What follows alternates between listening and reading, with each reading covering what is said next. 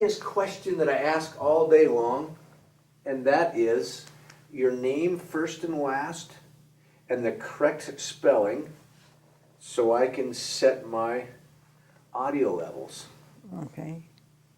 So you are? Helen Anna Freese. And the spelling, please? HelenAnnaFries, like fries. And is that is that a married or maiden name?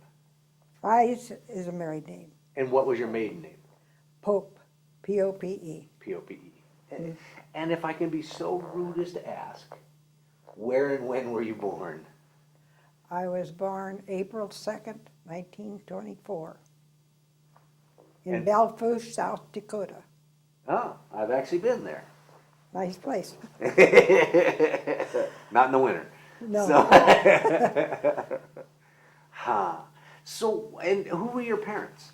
My parents was, well, my mother was a Schleiger, and my father was a Pope. They came from Russia, and they came over in, my mother came in 1903, and my dad came in 1902, and they settled in Nebraska, or I suppose they were sponsored there. And then in 1907, they got married and was living in Nebraska, and eventually they went to Colorado. And I am one of 12 children.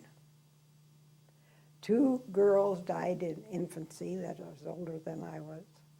And the rest of the 10 of us lived quite well. My parents went way before we did.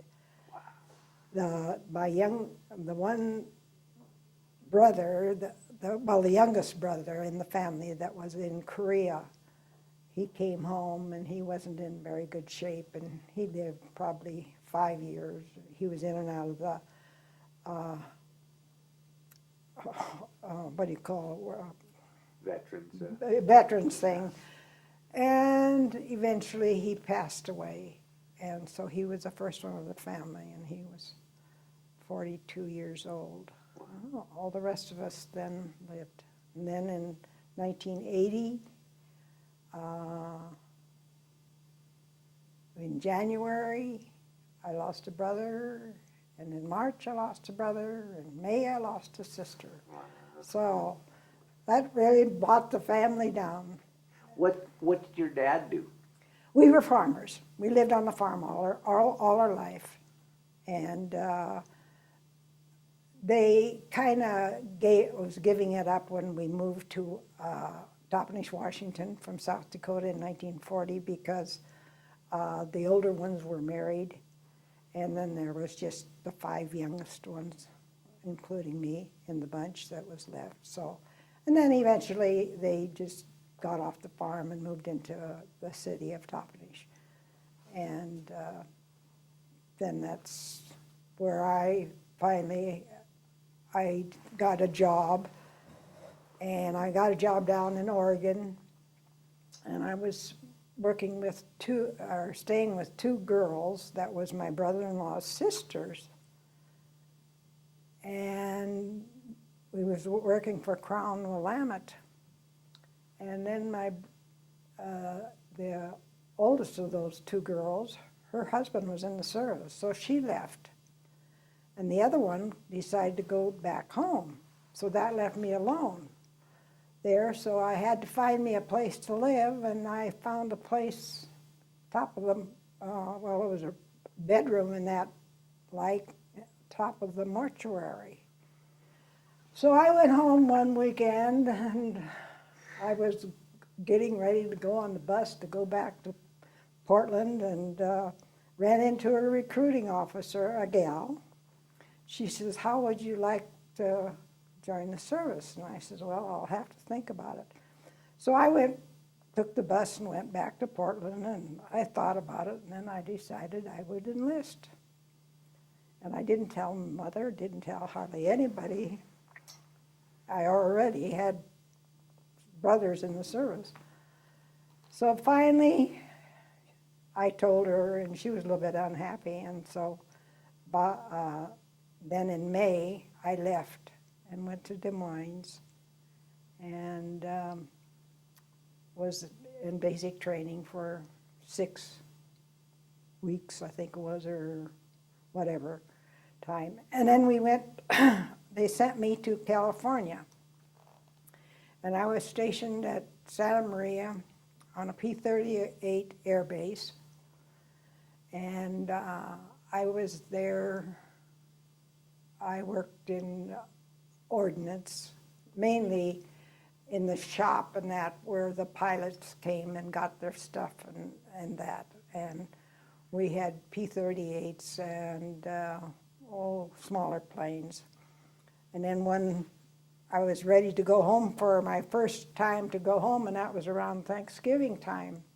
So as long as if a plane was gone, you could ride with them, but you had to take a parachute and all this stuff with you.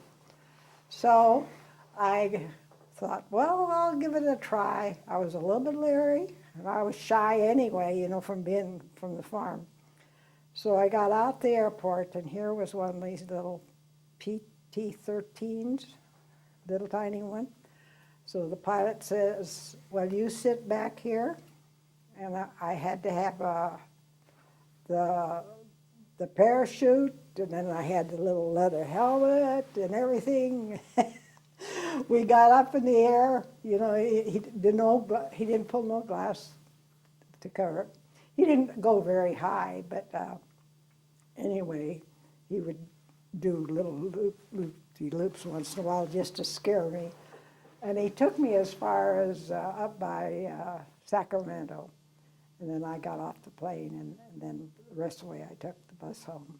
And that was quite a ride. My first ride in an airplane, and it was thrilling. And then he realized that I was a little bit afraid, so then he quit his little things. But we did ride in the bigger planes. We used to go up on Saturdays and just go up for the ride and watch the P-38s, target practice and stuff like that. Well, one day I was called into the office. There wasn't very many gals stationed because it was a very small base. I was called into the office, and the CO asked me, she says, do you know why you're here? And I says, does it have anything to do with President Roosevelt dying? She says, no. She says, your number has come up to go overseas. And I thought, really? And she said, yes. She says, you can decline if you want to, and you have so much time to think about it. So I thought about it, and I decided, well, best to go. So I did, and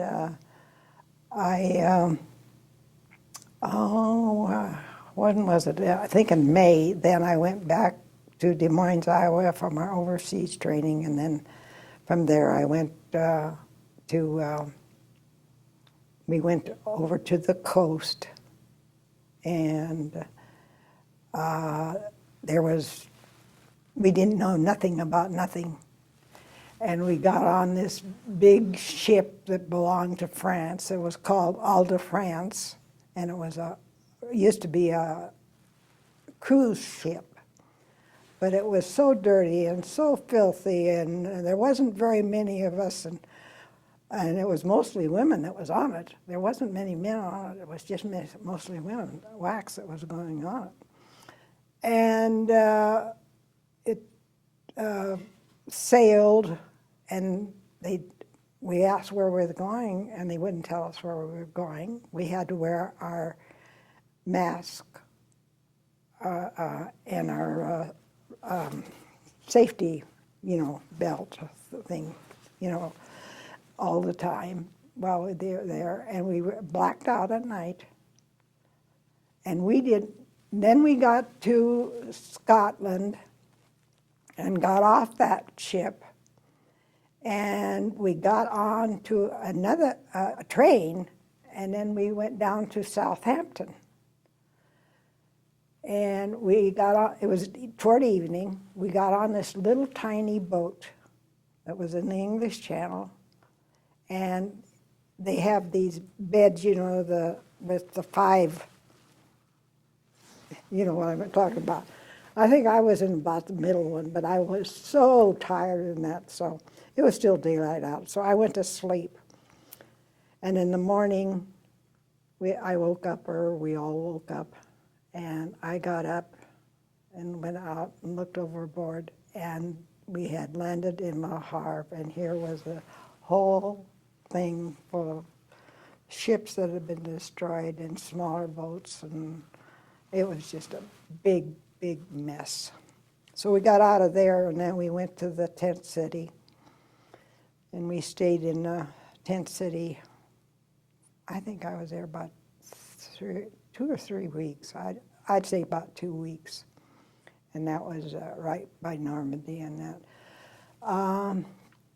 And there was 6 girls, I think, in a tent, and we had to wash in our helmet, and we never had no latrines, and just really, really rough, and we had K rations to eat. And then finally I got assigned to Reims, France, and I worked for INE, Information and Education. And we were there. I was the only girl, and the rest of them were all men. And we were, let's see, we got there about, just before July. And we stayed in a sort of like a house or something first. Then later on, they moved us into the schoolhouse where the school, it was a school building, because we each then had a little cubicle, because kids stayed in school, you know, all the time there. They didn't go home. But the worst part of that was that they'd have these little kids that would parade every morning by where we lived the first time, in this sort of house-like thing. And these little kids, some of them were missing parts of their arms, and they had to be orphans. And they evidently was taking them probably to school, because it was about that time of the day. Then after we moved to the school, it was much better, because we each had our own cubicle, and the dining room was right there. And then on that 4th of July Thanksgiving picture that I took, the meal was horrible. We had chicken, and half the chicken still had the feathers on it, and the German PWs were cooked the meal. It was awful, absolutely awful. And I don't know how come I was asked, or either the girl, but they asked us if we would go and put up the flag and that. And we said, sure. So then we went out after, it was about 1 o'clock, I think, when we went out to the field. And it was already full of guys, because the guys were waiting to go home because the war was over.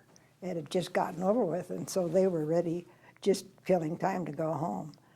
And they had a band, and they had everything. I didn't know too much about football, but we stayed there, and the day got kind of cold, and then the guys that there were with us, they said they was from the ordnance, and they says, well, come and have dinner with us tonight. We said, okay. So they brought out steaks, so we had steaks for dinner, because that's what they was taking care of. And it really turned out to be a grand day, but I was so proud to be able to be part of it. And I look at that picture now and I think, just think of all those guys over there just waiting for ships and that to come home, you know. And it's bad enough to be over there and doing something, but just to sit and wait.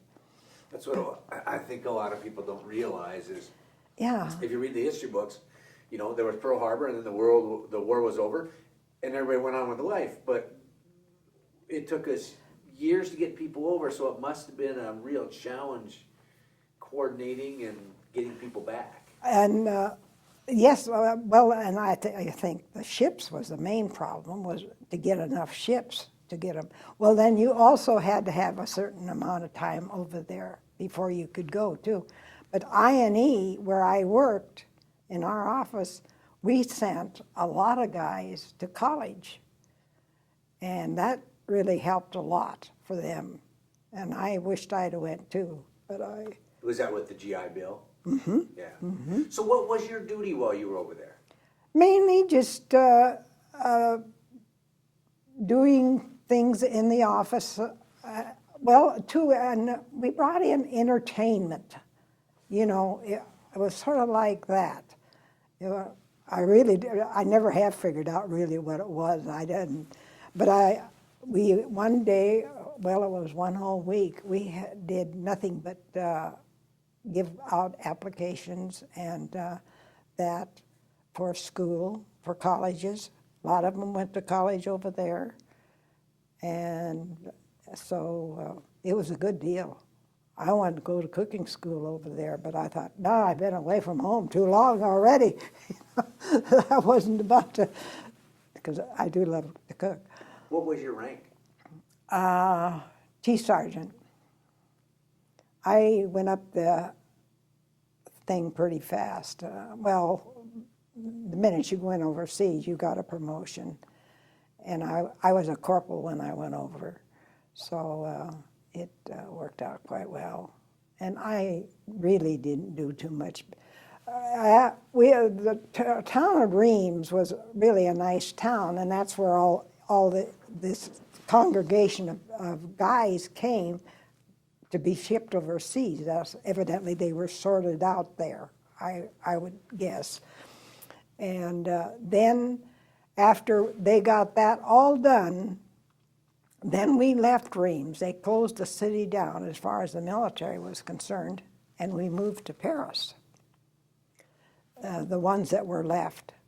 And I suppose they took the guys that were going home closer to the water, probably bases closer to the water. But anyway, when we moved to Paris, then I was in Eisenhower's headquarters, and we lived in a hotel and had our dinners and breakfasts and everything in the hotel dining room, and that was pretty neat. That was in January, I think, or later, that would be 1946 when we moved to Paris. And I got over there in 1944. So we really didn't have much to do. I'd go to the office and there wasn't much to do, and his headquarters was huge. And I could get into a lot of files, and lots of times I'd just go in and pick things out and read them and how they done things. And I found a fascinating thing about moving of the troops and where they, it told you be here at this time and that time, and it was kind of mapped out.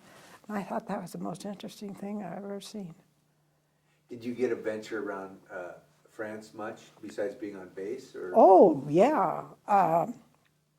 When we was in Reims, we didn't, because we kind of had a curfew, at 8 o'clock. Weekends were free, and we would go to we'd go to Brussels once in a while when it was payday, because we could then go over there and trade our money and 2 for 1 and then we'd come back. But after we got to Paris, I was still with the same group, the same guys. And this one guy was, he was from New York City, and he took us to the opera. Both of them. It was spectacular. I didn't know, well, I couldn't understand it because both of them were Italian. And, but just to look around in there, it was just awesome. Just, and he sat beside me, and he would tell me in English what was going on. But you can figure out quite a bit of it, when they were mad and sad and all this and stuff. And so it was nice because that was kind of like a vacation thing. After we moved to Paris, we were just killing time to come home. Did you wander around in uniform much? No, we always had to have uniform on. So what was that? Were women treated differently in uniform? I mean, I've heard different areas discrimination. Did you face discrimination, or was it by then acceptable to have women in the service? It was, we never had a problem because we were always mixed in with the men, so, well, and they were very strict about it. I mean, there was rules, no doubt about it, and that. But once, like I say, after we got to Paris, it was just a matter of time of waiting out your time to go home and stuff.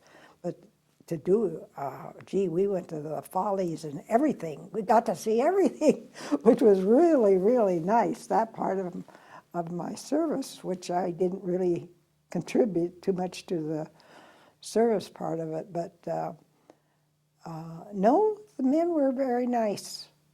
Like I say, I was the only girl in the office that I was in all the while I was over there, and no problem. The only problem I had was Andy Rooney, on 60 Minutes. He was over there all the time running around, doing this and doing that, I guess. But one day, my phone rang one day, and I answered it, and I gave him who I was, Sergeant Helen Pope, and he says, I don't want to talk to you. He says, will you get me a man to talk to because I don't want to talk to a woman? I used to laugh every time I'd see him on television. All these years, I'd think. But then I finally read a book about him, and it said that he was always running around all over Europe in those war countries, he was something else. Besides because you described when you came into the beach and the ships that had been damaged and all that. Once you got into Reims and all that, were you aware that a war had happened, or was life going back? No, it was still very much because there was always funerals, and we'd always went to funerals, and there was always, I don't know, no, because we were still protected a whole lot, we couldn't go out at night and do those things. And then like seeing these kids with missing arms and stuff, it reminded you all the time that the war was there, or had been there, and you were always afraid to. We even went down to where Hitler, where that place that he had, we went there afterwards. And I thought, how can a man do that and then kill himself, I just didn't understand it. But the German people, we went to Germany a lot. The German people, well, the same way when we went down to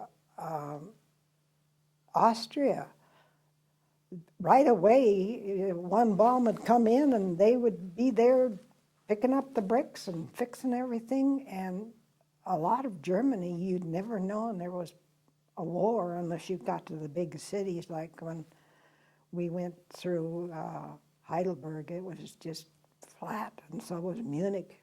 There was nothing there, but it didn't take them long to clean up, and so It's interesting because today we have so much information. I mean, they're broadcasting live from Afghanistan and such.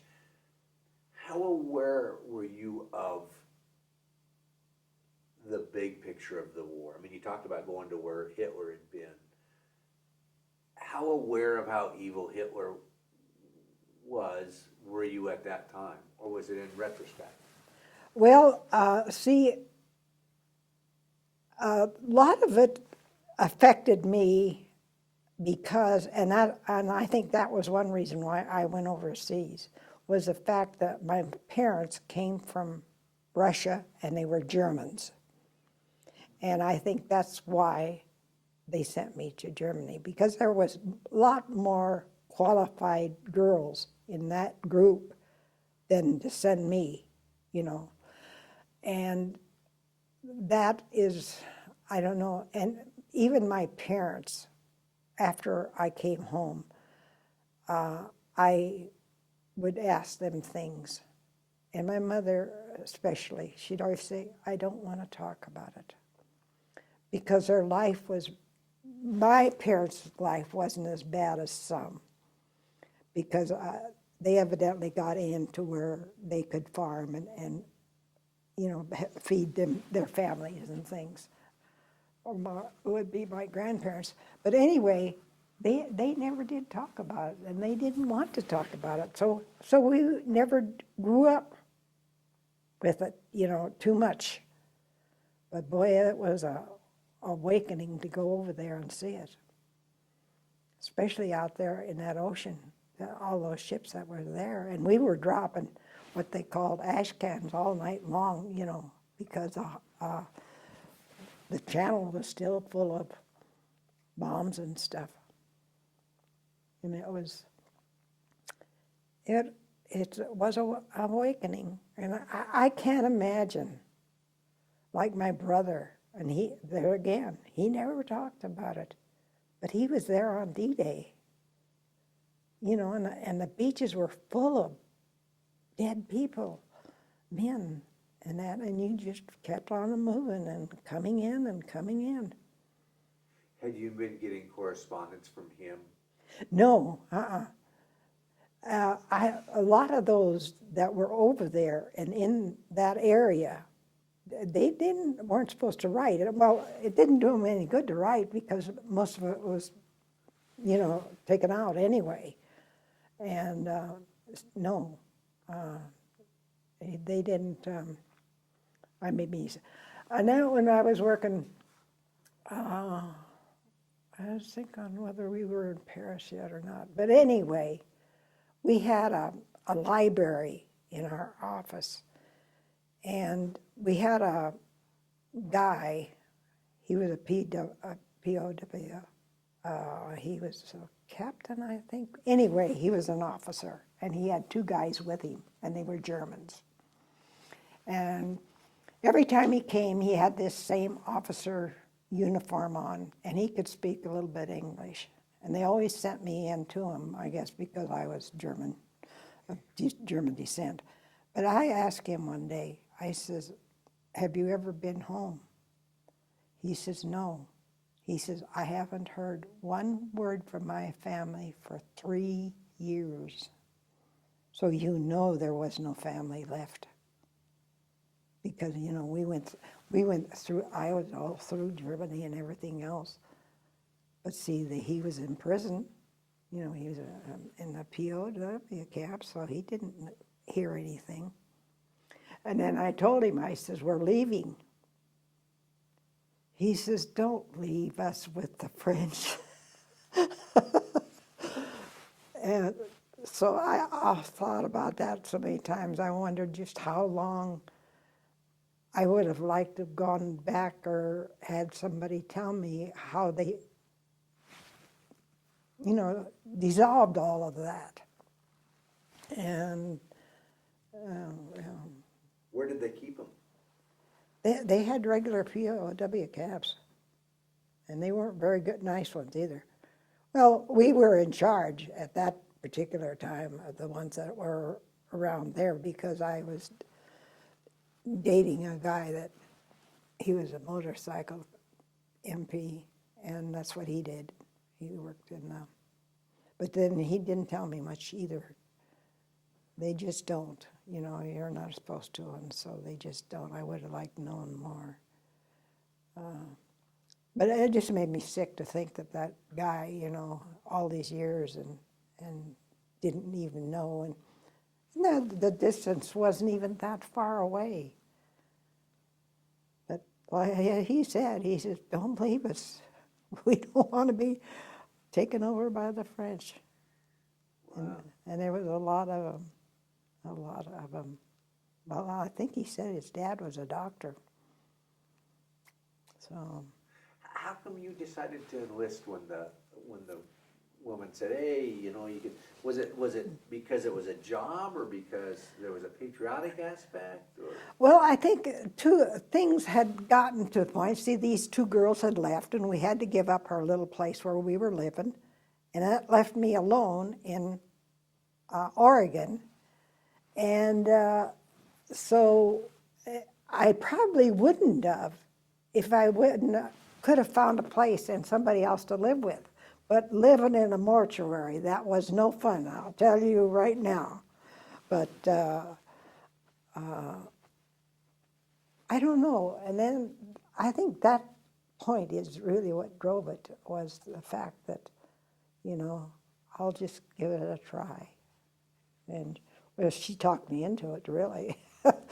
And so I passed my physical and everything fine. But my mother was not too happy because she had boys already over there. But it turned out fine. So. What did you do for training? Was your training just like the guys' training, or was it? Oh yeah, it was pretty rugged.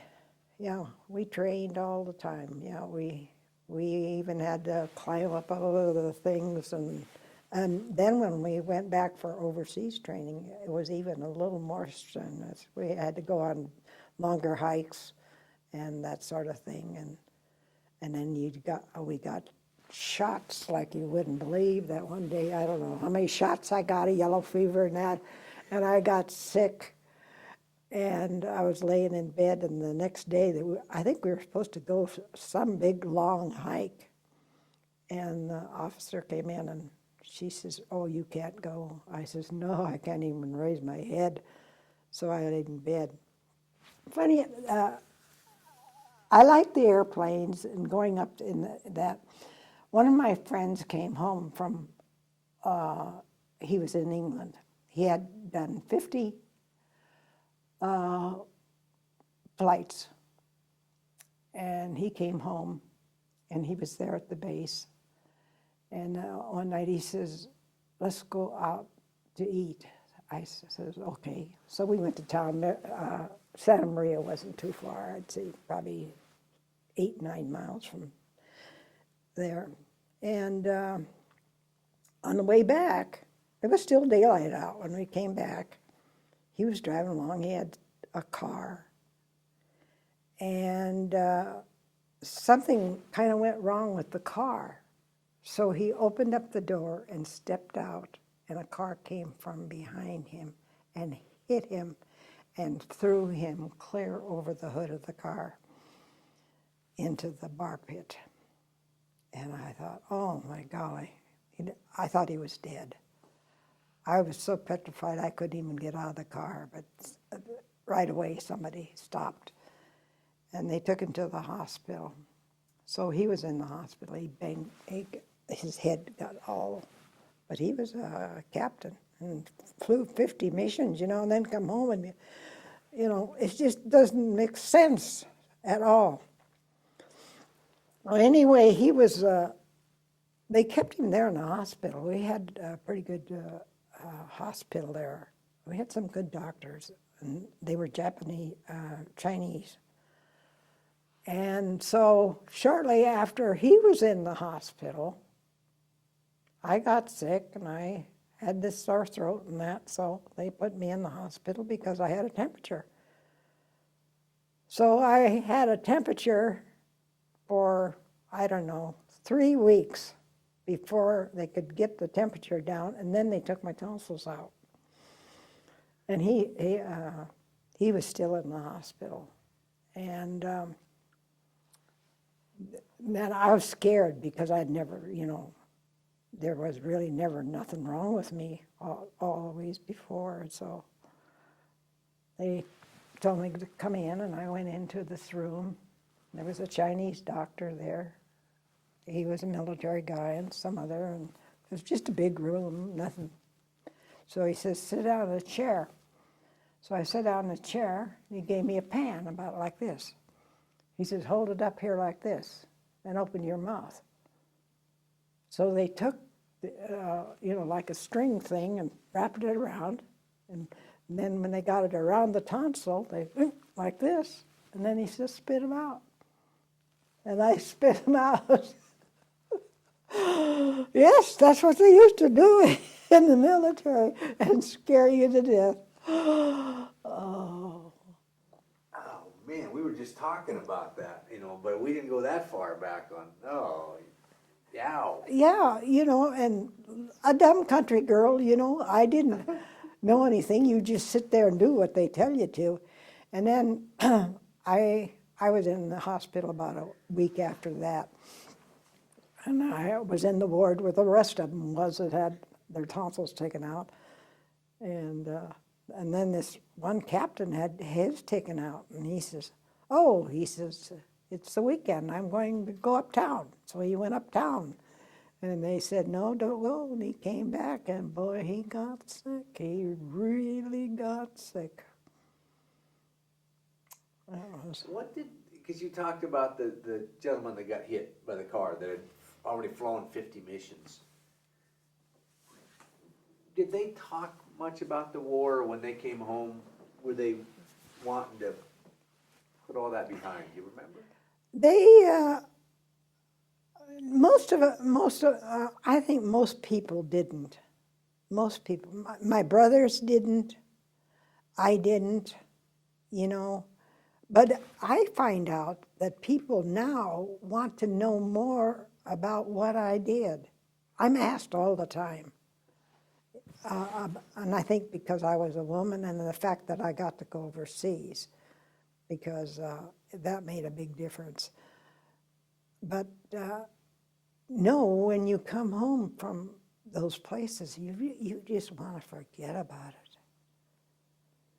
it. And this guy, I left then and went overseas, and so they finally, he stayed in the service, and then they transferred him up to Spokane, and he was up there at the air base up there for a while, and then when he became a civilian, he went into selling real estate.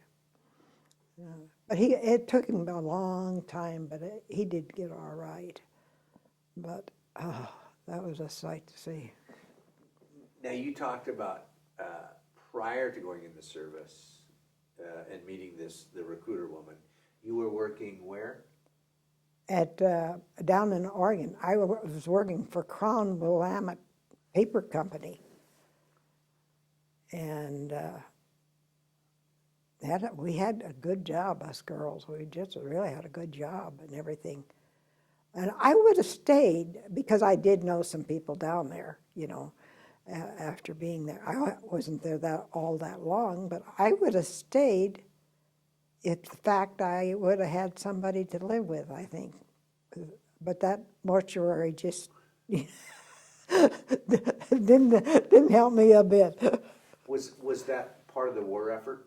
Were you taking a job that a man might have had that had been shipped out at? We were, it was a paper plant, and we were making, most of our stuff was paper towels and toilet paper for the service. Yeah, everything. And they gave me a nice big plaque and everything when I left. They were really a nice company, very nice company. But prior to the war, would there have been a job for a woman there? Or was that a new concept for... I suppose it was probably more women, because there was a lot of women working in there. And I just imagined that it was, that I don't know, it was a pretty new plant, so it probably hadn't been opened all that long. You were talking about 1940s, you know, early 40s, so it, oh yes, I got to go on vacation to Switzerland, and I saw most of the countries over there, and that made it really, really worthwhile. That's the interesting thing, because there's the negative side of World War II, but then also there was this part that opened up worlds to a lot of people. This young woman from Toppenish or South Dakota that Yeah. probably would have never seen the world, I assume, had. No, I don't think so. I don't know, though. My husband, the guy I married, my husband, we always traveled. So we probably would have done more traveling than, you know. Did you ever go back? No.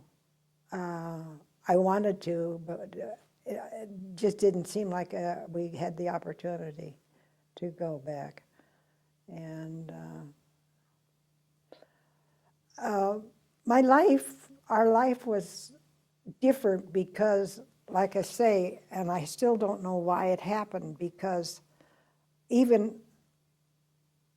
my father and mother both came from Russia, and they wound up in Russia from Germany because of promised them land. And just a whole bunch of people came over, you know, and they all stuck together and lived in the same communities, you know, here in the United States.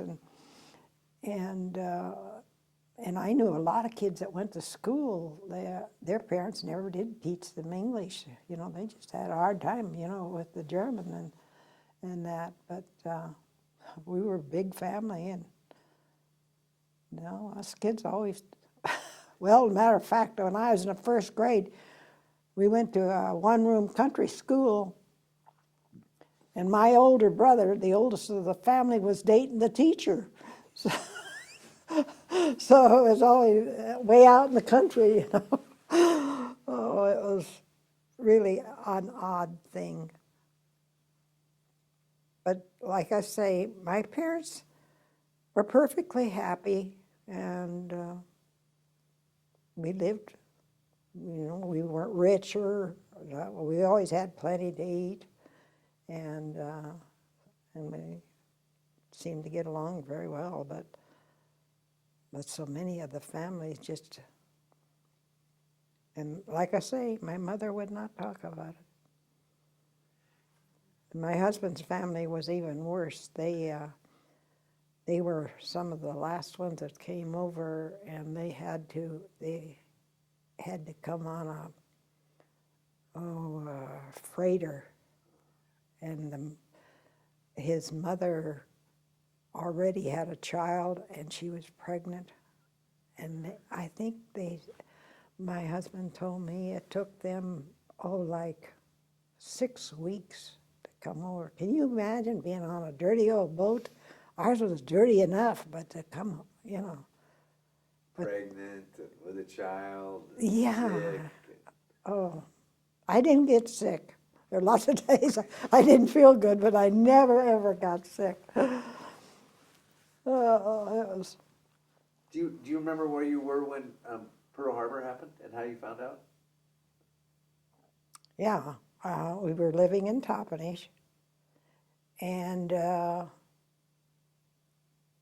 my brother and I and my sister, we was outside in the yard, and it was in the afternoon, I remember, and then we must have heard it on the radio, because I remember it very well. And you had 2 brothers that enlisted? No. I had Henry enlisted. He was in the one that was at D-Day. And then Jack was in Japan, and he was over there when the bomb went. And then Bill, the younger one, He didn't go in until we were all home because he was in Korea. He went to Korea. And he was on Pork Chop Hill, which was the worst war on the islands.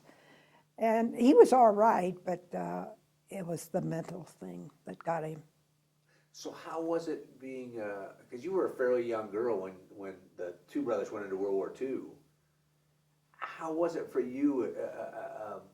Do you remember your brothers leaving, or is that just a childhood that you forget that stuff?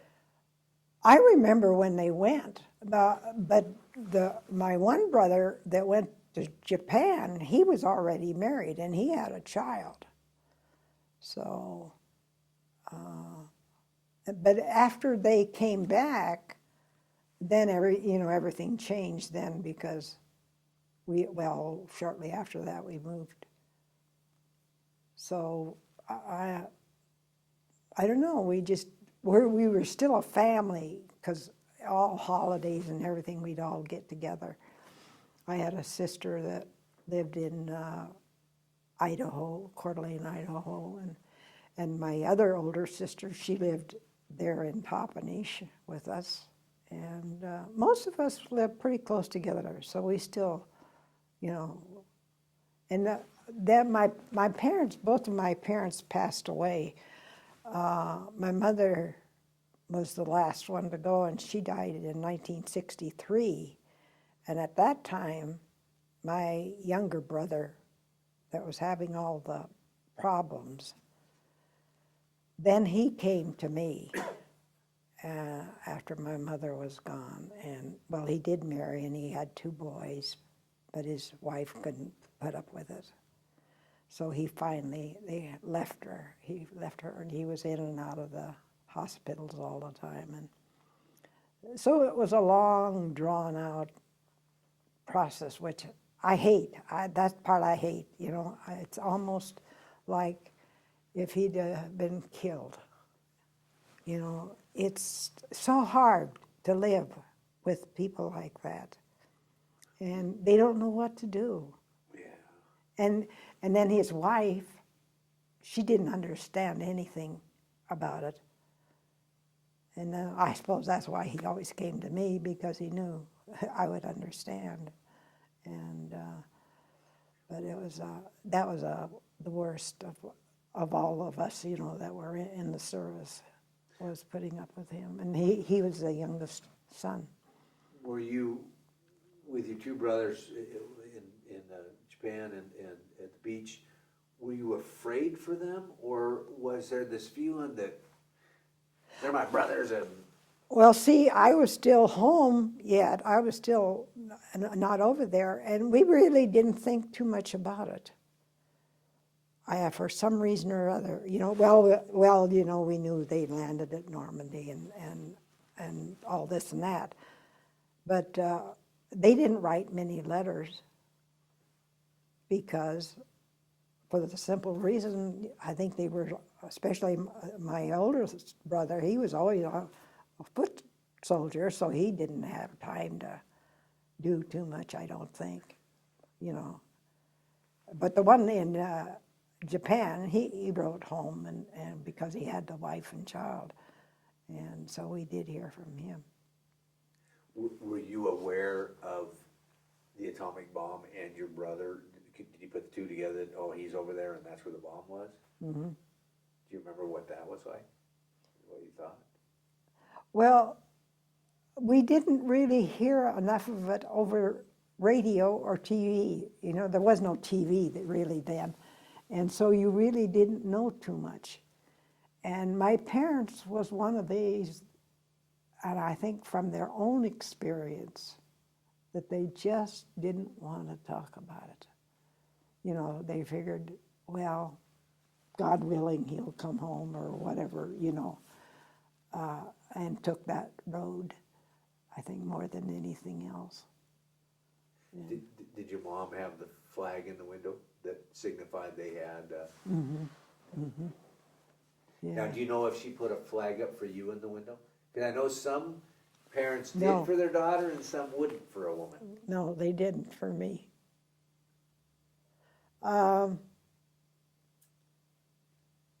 why, I don't understand why we are left out, the WACs. You know, why? Here they had the mothers with their gold flags, you know. Why shouldn't we be honored, you know, in a certain way? You know, very seldom you see us in parades. And the American Legion didn't accept me too much. I wanted to be, I am American Legion member, but the guys didn't really want me to be there for the meeting, so then I thought, well, I'll do a dual thing. So I joined the Women's Auxiliary. And, but it was fine back when we were still down in the Yakima Valley, because my brother that was in Japan, he came home and then he joined the Legion right away, and then he says, Helen, get in there, you're going to be a Legionnaire. So I became a Legionnaire, but it was a small town, and we, you know, and we knew everybody, and it worked out much better. But for me moving up here and transferring my American Legion thing, it didn't click off very good. So I celebrate my 50th year of continuous, but I've been a Legionnaire a lot longer than that. So. Well, interesting life you've had. Yeah, very interesting.